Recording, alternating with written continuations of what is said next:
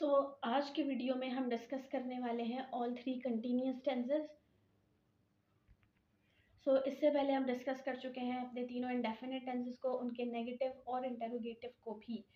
सबसे पहले हम चलते हैं अपने कंटिन्यूस की तरफ। कंटिन्यूस में अगर हम उर्दू में बात करें तो ये बात याद रहे कि आपके पास एक वर्ड होता है रहा, एक वर्ड होता है रही और एक वर्ड होता है रहे। ये वो वर्ड्स हैं जो हर हाल में उर्दू में आपके सेंटेंसेस के अंदर आएंगे अगर आपका सेंटेंस कंटिन्यूस टेंस का होगा, ठीक है। और अगर आपका टेंस प्रेजेंट का है, ठीक है, तो ये आपके पास हो जाएगा रहा है।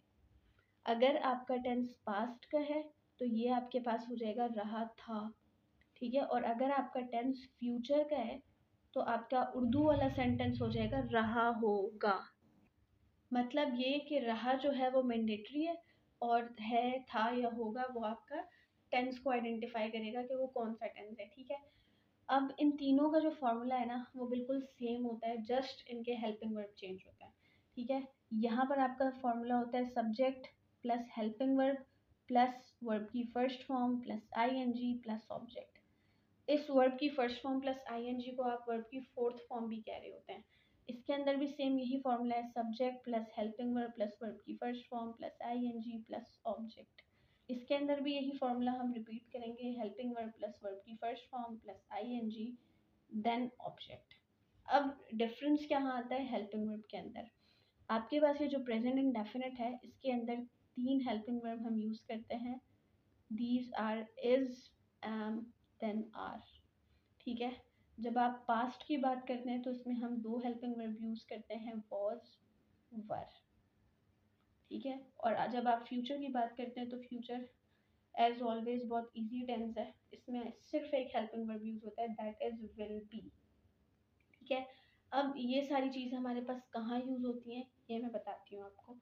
मतलब हेल्पिंग वर्ब का यूज कहाँ है, बहुत इजी ट्रिक है।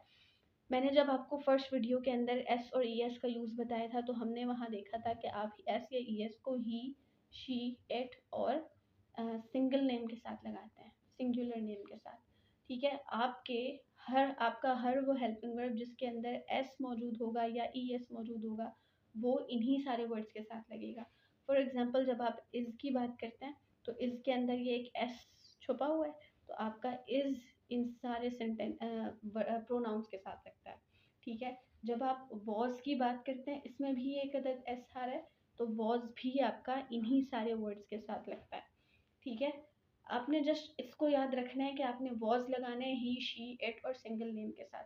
अगर आपके टेंस में ही, शी, इट या सिंगल सेंटेंस वर्ड नहीं आ रहा है तो आपने उसके ऊपर आंखें बंद करके वर लगा देना है, ठीक है। इसी तरह आपने यहाँ पर याद रखना है कि अगर आपका ही, शी, इट या सिंगल नेम आता है तो आप इज लगाएंगे, अगर नहीं आता तो आप आर लगा देंगे, ठीक है। जस्ट यहाँ पर एक एक्सेप्शन एम के लिए होती है कि एम के साथ जो है हमेशा आई को लगाते हैं, राइट। और विल बी के लिए तो हमें पता ही है कि विल बी एक ही सेंटेंस हेल्पिंग वर्ब है तो इसके साथ सारे प्रोनाउन जो भी आ रहे हो तो उसके साथ हम विल बी लगाते हैं, ठीक है। अब हम इसका एक वो देखते हैं रिव्यू कि हम इसकी प्रैक्टिस किस तरह करेंगे, उसके बाद ये वाले टेंस आपको बहुत अच्छे आ जाएंगे। दैट इज अ सेंटेंस, मैं सो रही हूँ, ठीक है। यहाँ पर आखिर में हमारे आ रहा है रही हूँ। अगर हम इसको पास्ट में कन्वर्ट करेंगे तो ये हमारे पास क्या हो जाएगा, मैं सो रही थी। रही आना लाजमी है, रहा, रही, रहे कंटिन्यूस की पहचान है, ठीक है। अगर हम इसको फ्यूचर में करेंगे दैट इज मैं सो रहा हूँगा, ठीक है, मैं सो रहा हूँगा। ये हमारे पास तीन सेंटेंस हो गए। अब हमने इसी फॉर्मूला के मुताबिक इसको कन्वर्ट करना है। सबसे पहले आपको चाहिए सब्जेक्ट, सब्जेक्ट आ गया आई, आई के बाद चाहिए helping verb, helping verb present में आप लगाते हैं इज, एम या आर, ठीक है। आई के साथ हमें पता है हमेशा एज यूजुअल एम लगेगा तो हमने यहाँ लगा दिया आई एम। वर्ब की first form that is sleep, इस फर्स्ट फॉर्म के साथ आपने आईएनजी लगा देना है तो स्लीपिंग हो जाएगा, ठीक है। और ऑब्जेक्ट, यहाँ पे कोई ऑब्जेक्ट नहीं है तो हम आई एम स्लीपिंग। अगर आप यहाँ आ जाएंगे मैं सो रही थी, ये हो जाएगा आई के साथ हेल्पिंग वर्ब चेंज होगा, just was sleeping. Formula same है, जस्ट हेल्पिंग वर्ब चेंज होगा। بالکل اسی طرح یہ بھی وہی رہے گا, یہ آپ کے پاس جسٹ ہو جائے گا آئی ول بی سلیپنگ, اور اس کے اندر کچھ بھی نہیں ہے.